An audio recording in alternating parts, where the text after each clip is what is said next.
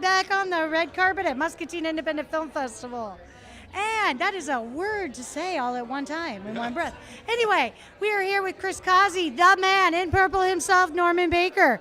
We just got done with the premiere, and this was an exciting day in Muscatine. Packed house. I am so pleased, a.k.a. as the producer of the film. But what do you think about the outcome? I'm very happy with the final edit. I was very entertained by it. The audience seemed to be entertained by it. They picked up the comic relief. They were aghast by even the documentary talkers. I think people are really going to be fascinated that this was a historical character in Muscatine.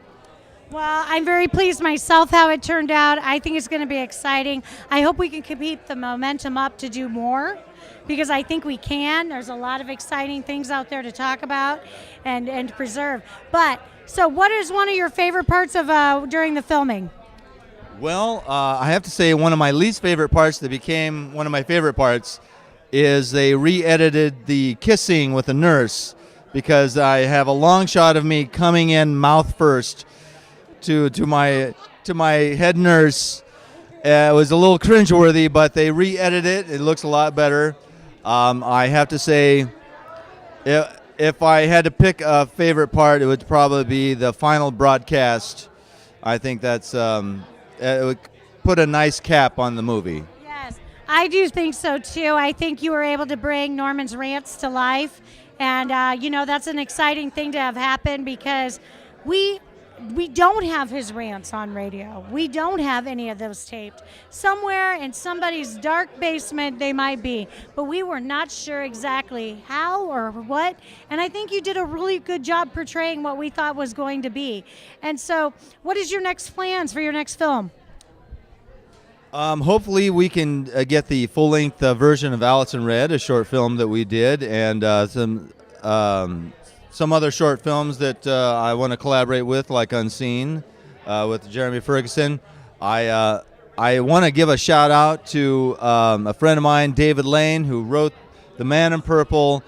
He deserves all credit for the script and putting together the rants and the entire storyline. It was a big project for him, and did it in the middle of teaching theater, 3 plays a year at the MCC, and I just want to give a shout out to him. He's doing a great job, and I hope he keeps up with the writing wherever he is.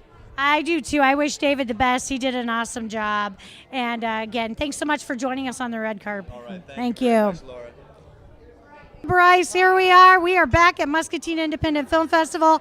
I think I've had you on the red carpet every year that I've been involved from day one, except for maybe the first year. You weren't here. So this year I call this the Bryce Independent Film Festival, Bryce Taylor Independent Film Festival. I've seen you in a million different films, it seems like. Every film, every other film. But anyway, awesome tonight. We had the premiere, Man in Purple. What do you think? I loved it. It was great. Everything I expected it to be and more.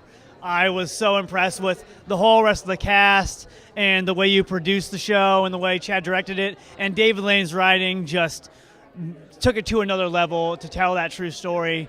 And I am just so proud to be involved with such an iconic story for my hometown and the town I grew up in. Well, I'm excited too, and I think it's done. We've done great justice to the story. I hope we can take it and make it be seen, and actually make it into a lot of other things. So, tell me one exciting thing that happened while you were on set or while we were filming this. One of the fun things that kind of happened while we were on set is when we were doing the hypnotism, and we were doing a bunch of different cut scenes. So we basically got to try to mess around with any sort of idea we could come up with. So at one point I had the hammer in the scene, and there's different points where I was trying to flip my hat and do a bunch of hat tricks, and we were just having a great time. And it was so hard to keep in character because some of the people I was hypnotizing kept busting up laughing, or I'd bust up laughing, or the Madame Tangley we had, we were trying to use that bucket to hide her belly, and that was so funny just seeing her do all the different camera angles and move the bucket with her belly, and that just cracked me up, and I thought that was a great shoot, and I had a great time doing that shoot. Yeah, so it was we had a lot of good shoots. We had a lot of exciting times. So, again, thanks, Bryce, for being with us at Muscatine Independent Film Festival. It's my understanding you are heading out to the LA area, or is that secret? It was going to be a little bit of a secret, but it's it's kind of been leaked out now through this festival. So here in the next couple months, I am going to look at transitioning out to California, to LA, and try to pursue acting as almost a full-time thing. Obviously, I'm going to have a survival job. I plan on continuing being a bartender, which is what I do now outside of my acting. So that perfectly goes with what actors are supposed to do. So I'm going to be that cliche Midwestern who moves out to a big city. All right. Well, you know what? Hey, you're going to live your dream. You're going to make your dream happen. And we're excited that you've got to spend a little bit of time with us in Muscatine. And we are going to be watching to see what you do. And we hope that you are back here next year to share what happens good with you. Thank you so much, Bryce. Thank you very much, Laura. God bless. Thank you.